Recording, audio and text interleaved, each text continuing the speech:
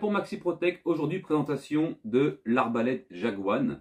Alors EK Archerie qui fabrique cette arbalète de 175 livres, ce qui n'est pas rien.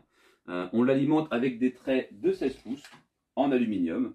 Alors il y en a fourni avec d'origine et puis pour s'en procurer d'autres, c'est disponible également sur le site. On en parlera tout à l'heure et pendant l'essai de tir. Alors cette arbalète, pour la monter, je l'ai déjà montée donc je ne vais pas la redémonter, mais je vais vous expliquer et vous allez comprendre facilement comment on la monte et comment on met la corde.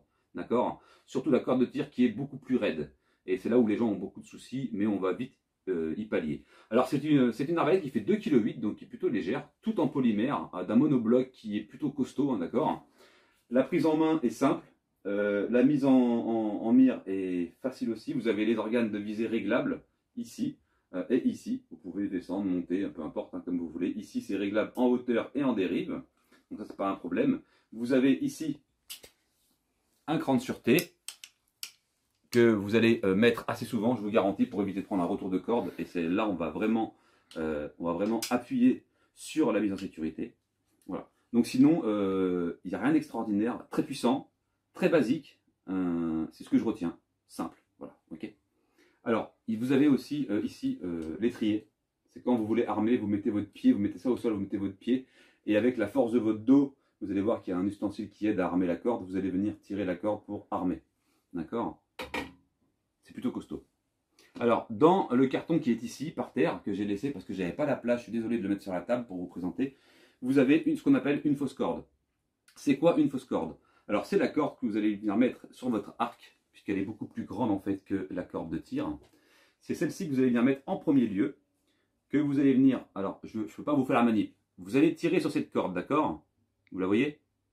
Vous allez venir la bloquer ici, donc dessous, comme si vous armiez la corde d'origine. Vous allez la tirer dessous et vous allez venir la bloquer ici et vous allez enclencher le cran de sûreté.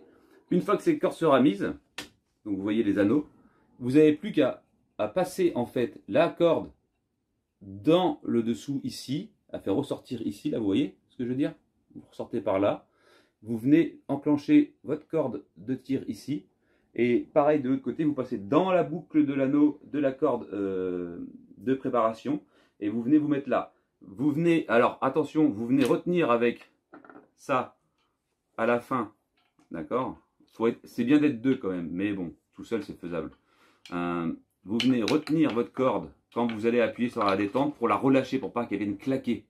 Une fois que vous l'avez arraché doucement, vous n'avez plus qu'à retirer votre corde de tension et votre corde est mise. Voilà, je pense que vous avez compris.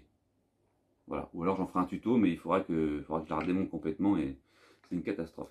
Alors, donc du coup, ça c'est ce qu'on appelle l'aide au chargement pour les plus frêles. D'accord? Moi je le prends à la main puisque je mets des gants tout simplement. Il y a une bandoulière fournie avec elle aussi. Voilà. Que vous pouvez la mettre ici ou je sais plus où. Là je crois et puis là-bas. Ou en dessous je crois. Ouais, c'est en dessous. Pour ceux qui ont envie de le porter en bandoulière. Donc la corde, ça c'est hop. Et le petit tube de lubrification, alors c'est de la cire, tout simplement, ça se présente comme ça.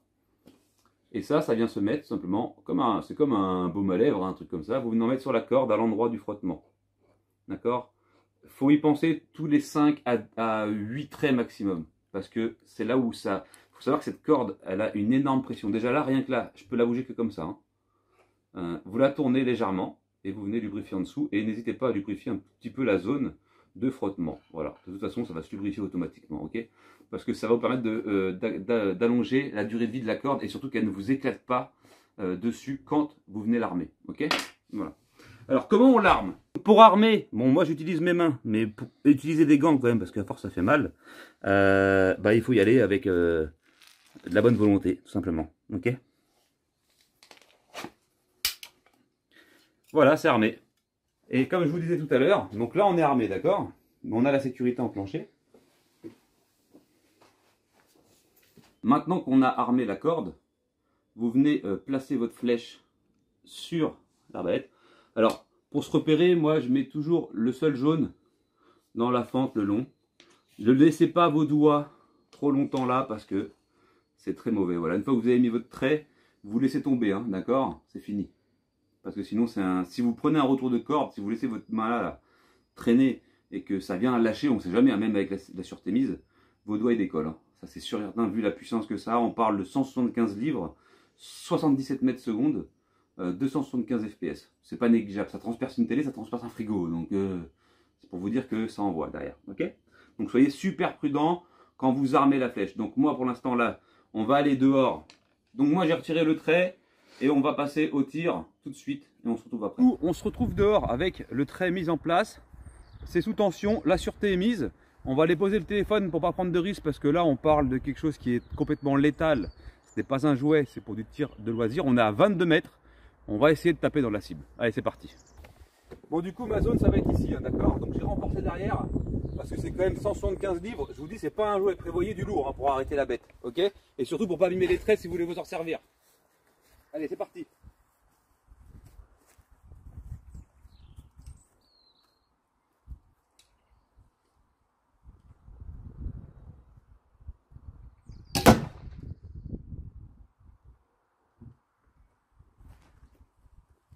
Alors, voyons le résultat.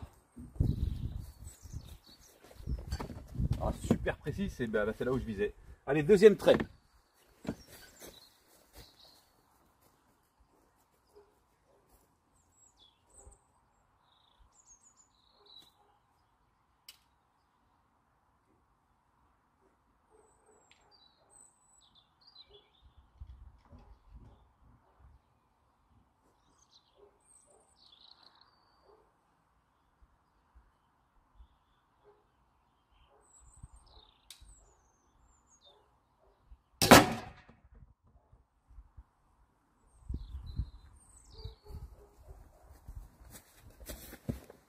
Alors pareil, impact superbe, c'est la zone vraiment que je vise. Et pour vous dire la puissance, hein, je suis venu derrière impacter une plaque en ferraille que j'avais mis derrière, et c'est-à-dire qu'il y a un bidon, il y a des trucs derrière. Superbe. Okay. Donc ça c'est une cible juste pour la précision, ne tirez pas sur un être humain, d'accord? Ok, allez, troisième trait et puis conclusion.